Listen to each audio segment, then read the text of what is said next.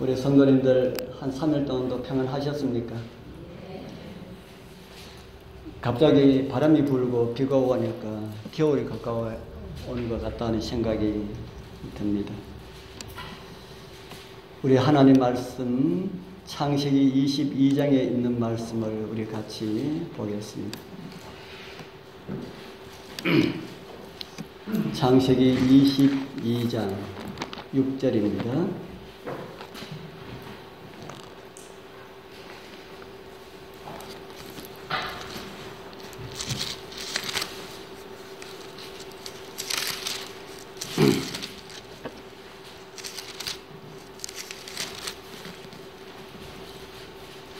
창세기 22장 6절부터 8절까지 있는 말씀 우리 같이 읽겠습니다. 아브라함이 다 찾으셨죠? 아브라함이 시작. 아브라함이 이에 번제 나무를 가져다가 그의 아들 이삭에게 지우고 자기는 불과 칼을 손에 들고 두 사람이 동행하더니 이삭이 그 아버지 아브라함에게 말하여 이르되 내 아버지여 하니 그가 이르되 내 아들아 내가 여기 있노라. 이삭이 이르되 불과 나무는 있거니와 번제할 어린 양은 어디 있나이까. 아브라함이 이르되 내 아들 번제할 어린 양은 하나님이 자기를 위하여 친히 준비하시리라 하고 두 사람이 함께 나아갔어. 저는 지난번에 아브라함과 이삭의 겟세마네라고 하는 제목으로 겟세마네 동산에서 피와 땀을 흘리셨던 예수님의 모습을 아브라함과 이삭을 통하여 조명하여 보았습니다. 오늘은 다시 골고다로 가는 길이라고 하는 이런 제목으로 십자가를 지고 골고다를 오르시는 주님의 모습을 아브라함과 이삭의 이 모리아 산으로 가는 길을 통해서 다시 조명해보면서 함께 은혜를 나누는 시간 되길 소망합니다. 아들을 번제로 드리라는 명령을 받고 순종하기 위하여서 길을 떠난 아버지와 그 아들. 아버지의 마음이 어땠을까요? 그 모리아 산으로 가는 그 아버지의 마음이 어땠을까? 외적으로 몽둥이로 맞은 그런 흔적은 없었다 할지라도 온통 아브라함의 그 마음은 피멍으로 가득하였을 것이라고 하는 그런 생각이 여러분들은 들지 않습니까? 그 모습이 자기를 비우시고 아브라함과 다윗의 자손으로 오신 예수 그리스도의 구속의 현장을 우리에게 미리 보여주고 있다는 것은 아브라함과 이삭도 몰랐습니다. 겟세마네 동산에서 피땀을 흘리시며 기도하셨던 구주께서 이제 유다의 배반으로 폭도들을 앞세워 유대 관원들에게 잡히셨지요. 그리고 가야바의 법정으로 끌려가셨다가 다시 안나스에게로 끌려가시고 그리고 다시 빌라도에게로 또다시 헤롯에게로 다시 빌라도에게로 이렇게 왔다 갔다 하면서 밤새도록 예수님은 끌려다니셨습니다. 저는 아들을 제물로 드리라고 하는 이런 부름을 받고 모리아 산으로 향하는 그 무거운 발걸음이 왜 그렇게 무거웠을까? 그들이 무거웠던 그 이유는 아들 때문만이 아니었다고 하는 그런 생각이 듭니다. 그는 그전에는 그 사실을 정말 많이 몰랐는데 이제 아들과 함께 아들을 번제로 드리기 위하여서 모리아 산으로 가면서 그는 우리 죄를 위하여서 이 땅에 오실 하나님께서 아들을 보내시는 그 아버지의 마음을 아브라함은 다 알지는 못하였지만 아마 아주 희미하게 그 사랑을 조금 잃지 않았을까. 그리고 그 사랑에 감동이 되어서 모리아 산으로 가는 그 걸음이 자기 아들 드리는 그 걸음보다 주님께서 이 땅에 오셔서 나를 위하여서 죽으셨다고 하는 그 사랑의 그 감동이 기쁨이 아니라 무거운 걸음이 되었다. 저는 그런 생각이 듭니다. 마태복음 26장 57절에 보면은 이런 내용이 있습니다. 예수를 잡은 자들이 끌고 대제사장 가야바에게로 가니 거기 서기관과 장로들이 모여 있더라. 예수를 잡은 자들이 예수님을 어떻게 하였다 합니까? 예수님을 잡은 자들이 예수님을 어떻게 했다고요? 끌고. 우리 여러분들은 데리고 가는 것하고 끌고 가는 것하고의 차이가 무엇이라는 생각이 듭니까? 데리고 가는 것하고 끌고 가는 것하고 차이가 무엇일까요? 차이가 많습니까? 데리고 가는 것은 뭐가 데리고 가는 겁니까? 그거는 쉽지요. 우리 배 제사님 저하고 어디 한번 같이 가실까요? 할 때에 제사님이 갑시다 해가지고 같이 가면은 그는 데리고 가고 또 다른 말 하면은 모시고 가고 이렇게 되는 것입니다. 그런데 끌고 가는 거는 뭡니까? 끌고 가는 거는 진영이 나하고 아빠한테 가자 하는데 진영이는 안 가려고 그럽니다. 그런데 아빠가 꼭 데리고 오라 그러면은 그런데 그러면 안 돼요. 암만 꼭 데리고 오라 그래도 끌고 가면 안 됩니다. 만약 그렇다 그러면은 이렇게 억지로 이렇게 데리고 가면은 그것을 뭐라고 합니까? 그것을 끌고 간다. 그렇게 말하죠. 그것을 법정 용어로는 연행, 강제 연행, 강제 구인 이런 말들로 법정 용어를 사용하고 있습니다. 그 말이 좋아가지고 구인이고 연행이고 그렇죠. 그거 끌고 가는 겁니다. 끌고 가는 거는 자신의 의도와 아무런 상관없이 타인의 의도에 의하여서 이렇게 데리고 가는 그런 것을 끌고 가는 것이다. 예, 개처럼 이렇게 끌려 안 가도 자기의 의도하고 아무 상관없이 이렇게 함께 가면은 그걸 끌려가는 것이다. 그렇게 우리는 이해를 할 수가 있습니다. 예수님께서 폭도들에게 끌려가셨다. 예수님께서 안 가려고 막 이렇게 몸부림치면서 이렇게 질질 끌려가는 이거 아니죠? 예, 그거 아닙니다. 함께 갔지만은 끌려가셨다. 예수님의 의도와 가고 싶은 이런 의도와 아무런 상관없이 가셨다 하는 겁니다. 지금 모리아 산으로 누가 끌려가고 있습니까? 모리아 산으로 누가 끌려가고 있습니까? 예, 이삭이 끌려간다 그렇게 하니까 여러분들 아니라는 그런 생각이 드십니까?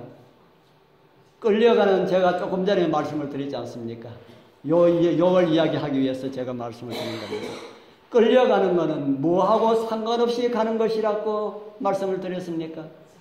자기의 의도하고 아무 상관없이 속임을 당하였거나 아니면 다른 어떤 의도로 이렇게 이야기했거나 간에 자기의 의도하고 아무 상관없이 가는 것을 가지고 끌려가는 것이다. 예수님도 끌려가셨고 이삭도 끌려갔습니다. 예수님은 폭도들에게 끌려가셨고 이삭은 누구에게 끌려갔어요? 아버지에게 끌려갔다. 이 참 말이 안 되지요. 말이 안 되는 것 같습니다. 그런데 구약의 그 그림자를 통하여서 실체를 예수님의 그 실체를 우리에게 더 자세하게 또 다른 면을 우리에게 보여주고 있습니다. 이해를 돕기 위하여서 말씀 하나 올립니다. 마태복음 4장 1절에 보면은 이런 또 의아해한 이런 말씀이 있습니다. 그때에 예수께서 성령에게 어떻게 되셨다 그럽니까? 이끌려셨다. 이끌리는 기나 끌리는 기나 좀 비슷할까요? 이끌리는 기나 끌리는 거나 같은 내용입니다. 같은 말씀입니다. 예수님께서 지금 누구에게 시험을 받기 위하여서 누구에게 끌려가셨습니까? 마귀에게 시험을 받기 위하여서 성령께서 이끌어내셨다. 다른 말로 하면은 성령께서 끌고 가셨다 하는 것은 조금 조금 그렇지요. 어쨌든 이끌려 가셨습니다. 정말 성령께서 예수님을 시험받는 장소로 끌고 가셨을까요? 여러분들 어떻게 생각합니까? 예수님께서 시험받는 그 장소로 예수님을 막 끌고 갔을까요? 그래서 오늘날 우리들이 시험에 대해서 많은 부분 오해를 하고 있습니다. 우리 어제 저녁에도 나누었습니다.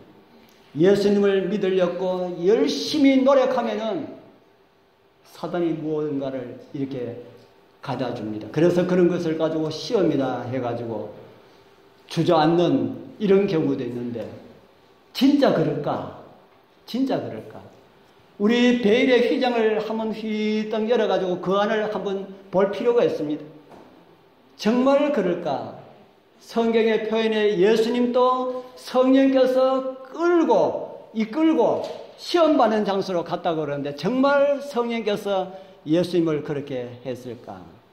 마가복음에 기록된 말씀을 보겠습니다. 여기도 그런 말씀이 있습니다. 여기는 성령이 곧 예수를 광야로 뭐 했다 그럽니까? 몰아내신지라. 끌고 가셨다 하고 몰아내셨다 하고 좀 비슷한 것 같습니까? 그 말이나. 정말 사단에게 시험받도록 하기 위하여서 성령께서 그렇게 하셨을까? 만약에 그렇다면은 성령께서 우리도 그렇게 할 수 있습니까? 우리도 시험받도록 하기 위해서 이렇게 끌고 갈 수 있습니까? 그래서 우리가 성경 말씀을 좀 더 자세히 보자 하는 겁니다. 마태복음 4장 2절을, 마태복음 4장 1절 다음에 있는 내용을 다시 한번 보겠습니다. 40일을 밤낮으로 금식한 후에 줄이신지라. 그리고 3절에 있는 말씀을 보겠습니다. 시험하는 자가 예수께 나아가서 가로되 내가 만일 하나님의 아들이여든 명하여 이 돌들이 떡덩이가 되게 하라. 자, 우리 이 정황들을 생각해보면, 정리해보면 이렇습니다. 성령께서 침례받으신 예수님의 마음을 감동하셔가지고 뭐하러 광야로 가도록 하셨습니까? 기도하러 광야로 가도록 하셨습니다. 그리고 광야에 가서 며칠을 금식하셨습니까? 40일. 예수님께서 40일을 물도 안 먹고 아무것도 안 먹고 40일을 굶으시는 이런 금식을 하셨는지, 아니면은 물을 드시면서 금식을 하셨는지, 아니면은 덜에 있는 먹을 수 있는 어떤 것을 아주 작은 것을 먹으면서 그렇게 잡수시면서 금식을 하셨는지 모릅니다. 그런데 우리는 그림자 또 모세를 보면은 모세가 또 산 위에서 40일 금식한 것이 있지요. 자세한 것이 나타나 있지 않아서 우리는 어떻게 금식한지 잘 모릅니다. 어쨌든 40일을 금식을 하신 예수님의 몸과 마음은 어떻게 되었을까요? 40일 금식하신 예수님의 몸과 마음은 어떻게 되었을까요? 예수님 하나님이신데 뭐 그까이 40일 금식해서 이렇게 이야기하신 분이 있습니까? 예수님께서 40일 금식하신 것은 하나님으로서 금식하신 것이 아니고요. 누가 금식하셨습니까? 사람 되어 하나님을 비우시고 사람 되어 이 땅에 오신 그 예수님이, 사람 예수님이 금식하셨습니다. 우리 여러분들 몇 끼에 앉아서 쉬니까 배고픕니까? 좀 굶어 보셨어요? 한 끼만. 우리 이수희 집사님, 우리 배 집사님, 우리 연세 드신 분들, 우리 굶어 보신 분 그런 경험들 좀 있습니까? 우리 김병도 집사님하고. 예.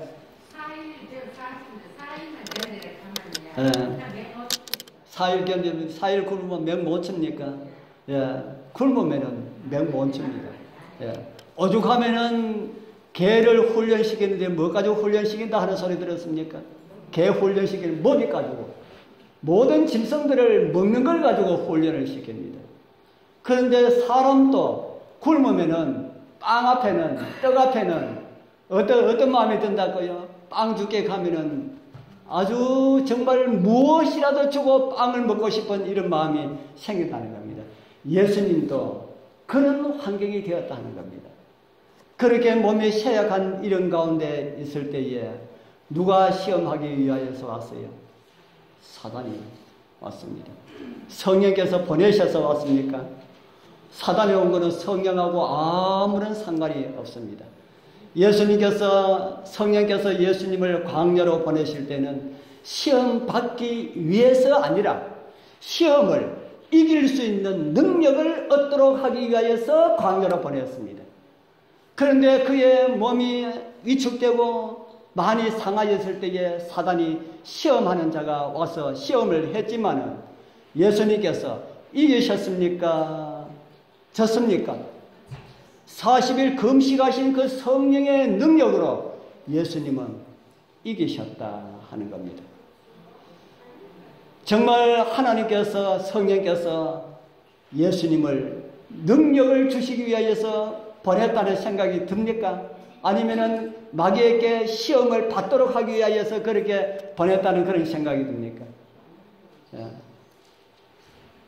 성령께서는 오늘 저와 여러분들을 주님 앞으로 이끌어내실 때도 시험 받도록 하기 위하여서 이끌어내시는 것이 아니고 시험을 이길 수 있는 능력을 주시기 위하여서 이끌어내신다는 사실을 잊지 마시기를 바랍니다. 이제 아브라함과 이삭을 보겠습니다. 아브라함이 이삭을 데리고 간 것이지만은 결론적으로는 그 부자를 누가 모리아 산으로 가도록 했습니까? 누가 모리아 산으로 가도록 했습니까? 하나님께서 가도록 했습니다. 아브라함은 믿음으로 희미하게 알았을지 모르지만은 이삭은 전혀 몰랐다 합니다. 오늘 저와 여러분들은 왜 아브라함이 모리아 산으로 하나님께서 그를 이끄셨는지 성경의 문맥을 우리가 살펴보니까 어느 정도 이해를 합니까? 하겠습니까? 왜 하나님께서 아브라함에게 이런 시련을 주셨을까라고 하는 그 이유, 제가 여러 차례 말씀을 드리지 않았습니까? 아브라함에게 어려움을 주기 위하여서 시련을 주셨습니까? 좋은 것을 주시기 위하여서 시련을 주셨습니까? 좋은 것, 무슨 좋은 거요? 믿음의 노독이라고 하는, 믿음의 조상이라고 하는 그런 영광을 주시기 위하여서 하나님께서 아브라함을 이끌어 내셨습니다. 그럼 이삭의 그림자의 그 실체가 되시는 예수님은 왜 십자가를 지셨을까? 우리 죄를 이해함이라는 것이 그분과 무슨 상관이 있을까? 우리 죄를 위하여서 예수님께서 십자가를 지셨는데 그것이 예수님하고는 무슨 상관이 있을까? 우리 죄를 위하여서 예수님께서 죽으시면은 예수님에게도 뭐 좋은 게 있을까요? 없을까요? 예수님께도 뭐 좋은 게 있을까? 성경에 좋은 것도 좋은 거, 뭐라 할까요? 그 질이 다르지요. 우리가 좋아하는 거하고 예수님께서 좋아하는 거하고 그 질이 좀 다릅니다. 성경에 이런 말씀이 있습니다. 이사야 53장 11절. 우리 같이 한번 읽어보겠습니다. 가라사대, 시작. 가라사대 그가 자기 영혼에 수고한 것을 보고 만족히 여길 것이라. 나의 의로운 장이 자기 지식으로 많은 사람을 의롭게 하며 또 그들의 죄악을 친히 담당하리라. 그가라고 하는데 이 그가는 누굴까요? 그가 예수님입니다. 이사야 53장은 구약에 기록된 예수님의 순환의 동영상장입니다. 예수님께서 십자가를 지시기 수백 년 전에 이사야를 통하여서 이미 예수님의 그 순환에 대한 것을 동영상으로 찍어가지고 그것을 글로 표현한 것이 이사야 53장입니다. 그래서 이사야 53장이 참 중요한 장이고 참 좋은 장입니다. 여러분들 많이 읽어보십시오. 이사야 53장 1절부터 보면은 그 주인공은, 순환의 주인공은 바로 예수님이십니다. 그런데 이곳에 보면은 그가 자기 영혼에 수고한 것을 보고 어떻게 여길 것이라 합니까? 만족히 여기신다. 무슨 일을 하셨는데 그걸 가지고 만족히 여기신다고 하셨습니까? 인류를 구원하기 위하여서 자신을 버리시고 십자가의 죽음을 통하여서 인류를 속량해 준 이 사실, 예수님께서 십자가에 달리는 그 일을 인하여서 이루신 아주 놀라운 두 가지 사실이 있습니다. 하나는 우리 잘 아는 구원받은 백성들입니다. 예수님께서 십자가에 달리심으로 인해서 그분을 믿는 모든 사람들을 다 구원해 주셨습니다. 그래서 주님께서는 예수님 재림의 날에 구원받을 사람들, 예수님을 맞이할 그 백성들을 미리 바라보시고 어떻게 하셨다고요? 미리 바라보시고 이사야 53장 11절에 만족히 여기셨다, 이렇게 말씀을 하고 있습니다. 또 다른 하나는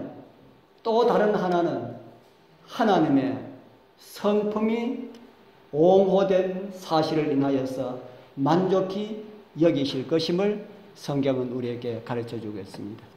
하나님의 성품이 사단에 의하여서 어떻게 되었습니까?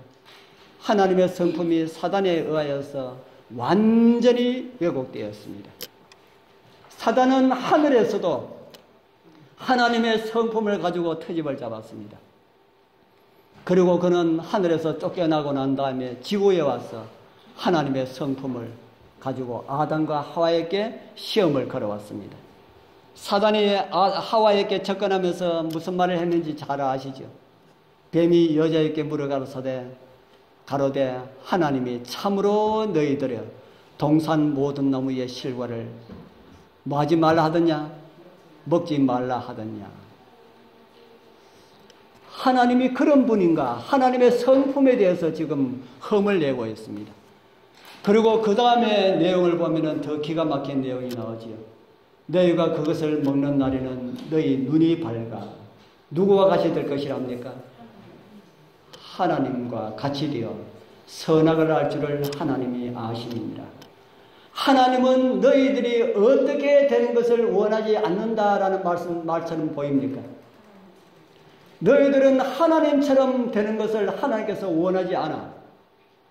우리 성도님들, 우리 여러분들에게 한번 물어볼게요. 하나님께서는 구원받은 백성들이 하나님처럼 되는 걸 원할까요? 아무리 그래도 하나님처럼 어떻게 될 수가 있어? 하나님보다 조금 밑에 있는 단계에만 이르게 되는 것을 원하실까요? 무엇을 원하실까요? 하나님께서는 하나님의 백성들이 하나님만큼 되는 것을 원하실까요? 아니면은 하늘만큼 되면은 안 돼. 그래서 하나님 저 밑에, 한참 밑에 그 어떤 표준만큼 되는 것을 원하실까? 예? 하나님만큼 되는 것을 원합니까? 그럴 때 다른 분들이 아멘 하십시오. 우리 여러분들 하늘에 가서 하나님만큼 성장하기를 원하십니까? 하나님만큼? 아멘. 그런데 우리 자신을 보면은 아무래도 암만 자라도 성장해도 하나님의 위치에는 뭔가일 것 같처럼 그렇게 보입니다. 그런데 우리 하나님께서는 우리를 그렇게 초청하십니다. 그 증거가 있습니다. 첫 번째 증거. 하나님께서 사람을 지으실 때에 누구의 형상으로 지으셨습니까? 누구의 형상으로 지었어요? 하나님의 형상. 왜 하나님의 형상으로 지었을까요? 왜 하나님의 형상으로 지었을까요? 내가 만든 사람들이 누구처럼 되기를 원한다. 나처럼 되기를 원한다.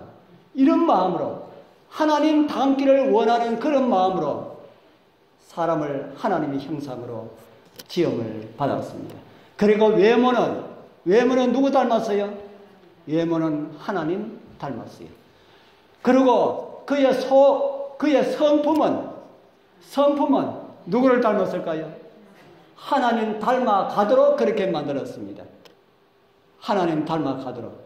그래서 어떻게 하면은 하나님을 닮을 수 있을까라고 하는 것을 하나님께서는 거울로 보여주셨습니다. 그걸 봐야 우리가 하나님 닮을 수가 있지요. 그게 뭡니까?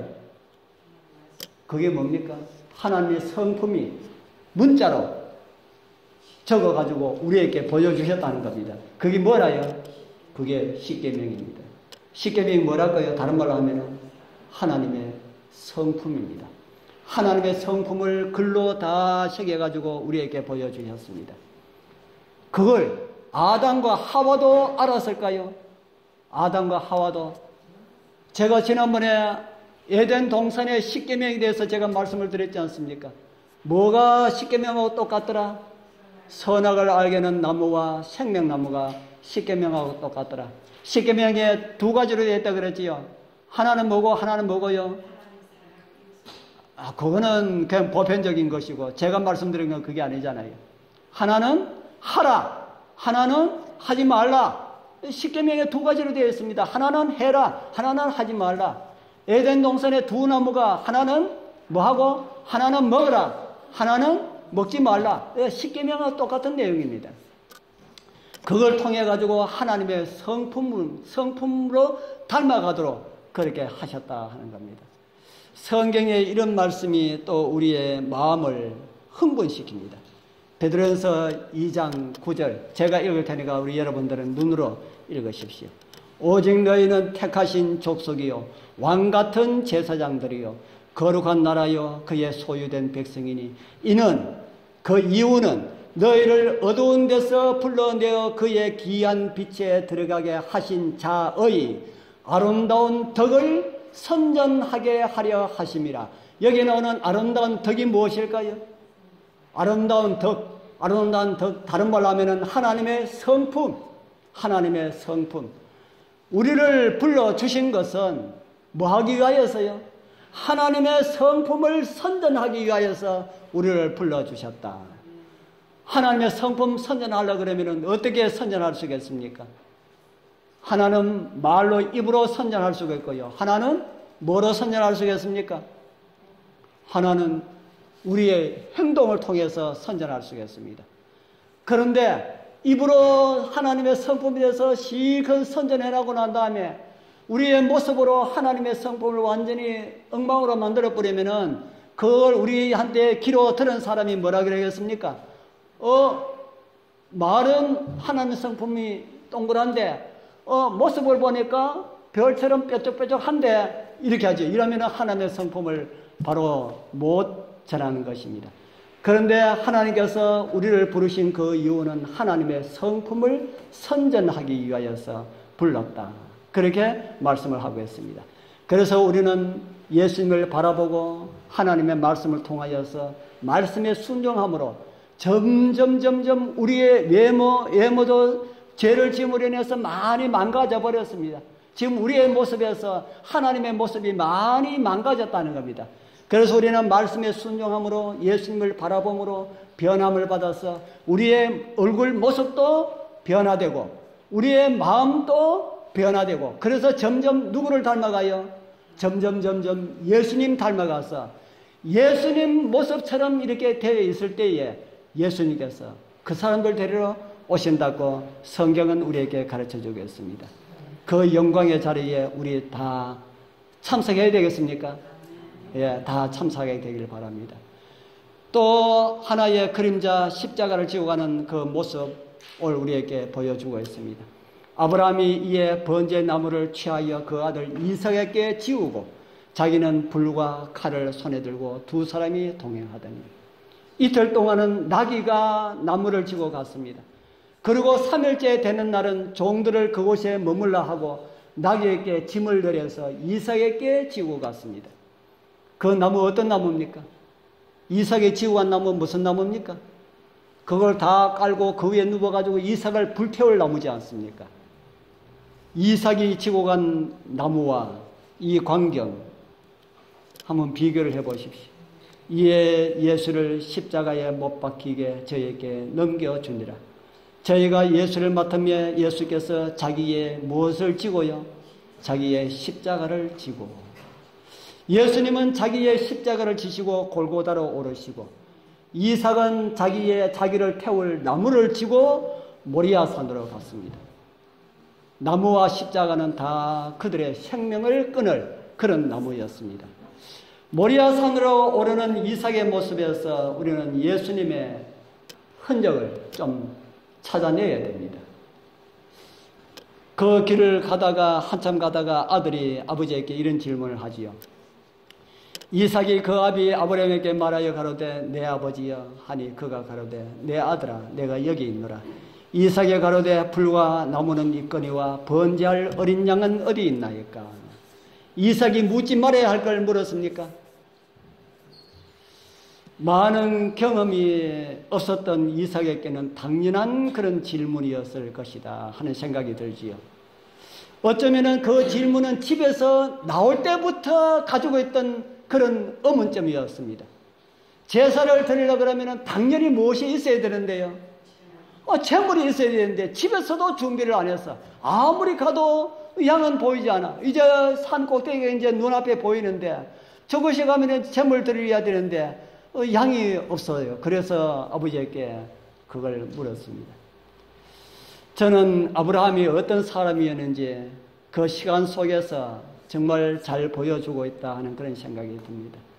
우리 마을 중에 아주 믿을 수가 있는 그런 사람을 말하면서 그 사람은 무엇이다 해도 믿는다 그럽니까? 파치콩이라 해도 믿는다 그러지. 우리 그런 사람이 다 돼야 됩니다. 이삭은 20년 동안 자라면서 아버지가 어떤 사람인지 잘 알았을까요? 너무 잘 알았습니다. 이삭이 출생하기 전에 아브라함의 모습은 참 못한 이런 모습을 많이 보여주셨는데 이삭이 태어나고 난 다음에는 아브라함은 그런 모습이 보이지 않고 정말 올곧게 하나님의 말씀에 잘 순종하면서 그렇게 살아왔습니다. 그런데 이제 모리아산으로 가는 길에는 그 궁금증은 정말 이해할 수가 없는 겁니다. 틀림없는 아버지인데 왜 하나를 빠뜨렸을까? 그래서 그렇게 물었습니다. 궁금한 것이 이제 그 입에서 나온 겁니다. 아버지, 칼하고 부르짖는데 양은 어디에 있습니까? 아브라함의 마음에 비수가 또 한번 찔리지요. 하나님께서 아브라함의 입에 이런 말씀을 넣어주셨습니다.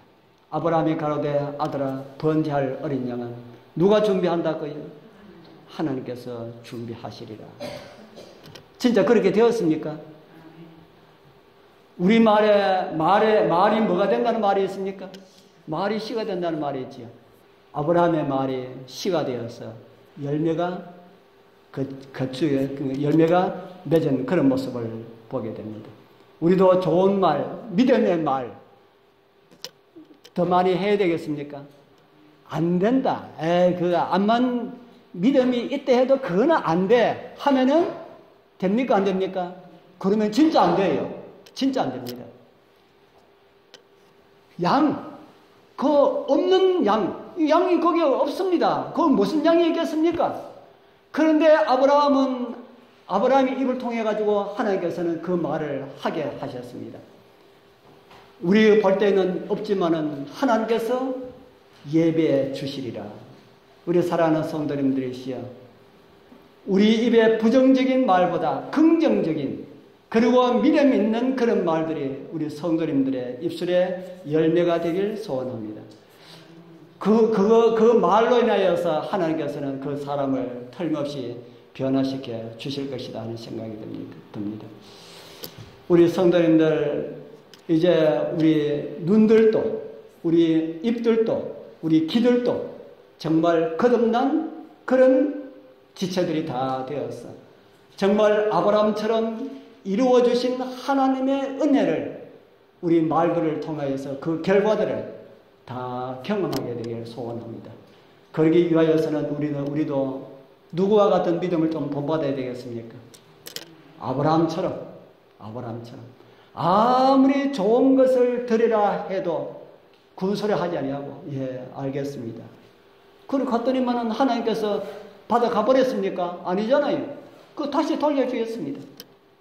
우리 성도님들, 우리도 아브라함처럼 우리 자신을 온전히 하나님께 드려서 정말 하나님의 사람들로 살아가시는 그런 은혜가 우리 모두와 함께하기를 축복합니다.